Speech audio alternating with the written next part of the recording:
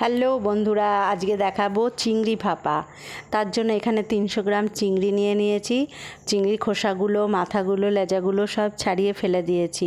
এবার একটু লবণ হলুদ মাখিয়ে 10 মিনিট একে রেস্টে রেখে দেবো। ভালো করে একটু লবণ হলুদ মাখিয়ে নিচ্ছি। মাখিয়ে নিয়ে একে রেস্টে রেখে দেবো। দেখুন মাখানো হয়ে গেছে, এবার রেখে দিচ্ছি। এবার নিয়েছি কতগুলো কাঁচা লঙ্কা, সর্ষে, পোস্ত আর বাদামের বদলে আপনারা নারকেল বাটাও দিতে পারেন। আমার কাছে যেহেতু নারকেল নেই তাই আমি দিলাম। এগুলো সব পেস্ট করে নিয়েছি। এর সঙ্গে অ্যাড করেছি টক দই আর একটু কাঁচা লঙ্কা পেস্ট। এবার সব মশলাগুলো এক এক করে টিফিন বক্সে ঢেলে নিচ্ছি। একটা টিফিন বক্স নিয়ে নিয়েছি। প্রথমে পোস্ত দিলাম, এবার সর্ষে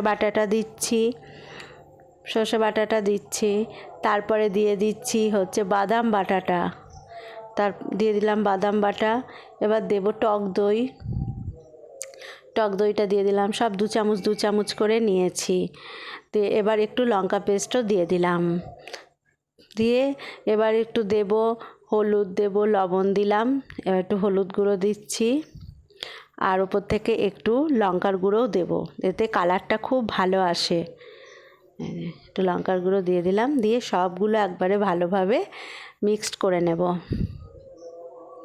সব ভালোভাবে একসাথে মশলাগুলো সব মিশিয়ে নিচ্ছি।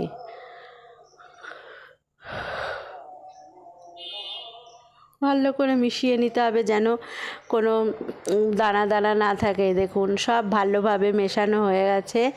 এবার এর মধ্যে মাছগুলো ঢেলে দিলাম। চিংড়ি মাছগুলো ঢেলে দিয়েও চিংড়ি মাছগুলোকে ভালোভাবে মশলার সাথে মাখিয়ে নেব।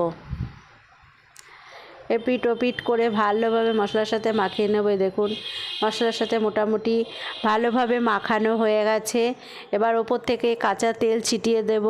সর্ষের তেলই দিতে হবে, যেহেতু মাছ ভাপাতে সর্ষের তেল দিলেই এর টেস্টটা ভালো হয়। একটু বেশি করে তেলটা লাগে, এই তেলটাই আর মশলাতেই রান্নাটা হয়। এতে কোনো জল পড়বে না, এতেই রান্নাটা হয়ে যাবে। আর প্রত্যেকে কতগুলো কাঁচা লঙ্কা ছিটিয়ে দেব। দেখুন কি সুন্দর লাগছে আর দারুণ একটা সেন্ট বেরিয়েছে। এবার ঢেকে দেব, টিফিন বক্সটা ঢেকে দিয়ে ভালোভাবে সাজানো হয়ে গেছে, মাখানো হয়ে গেছে। এবার টিফিন বক্সটা ঢেকে দিলাম। টিফিন বক্সটা ঢেকে দিয়ে আবার কড়াইটা বসিয়ে দিয়েছি। কড়াইয়ের মধ্যে 1 মগ জল দিলাম। যেটুকু পরিমাণে লাগবে জলটা দিতে হবে, যেন টিফিন বক্সের ওপরে না উঠে যায়, জলটা নিচেই থাকবে। উপরে উঠে গেলে আবার ফাঁক দিয়ে ভেতরে ঢুকে গেলে জল হয়ে যাবে। এবার একটা স্ট্যান্ড বসিয়ে দিলাম, তার উপর টিফিন বক্সটাকে রেখে দিচ্ছি। দিয়ে এবার একটা ঢাকনা দিয়ে ঢেকে অন্তত 10 থেকে 15 মিনিট এটা ভাপে বসানো থাকবে।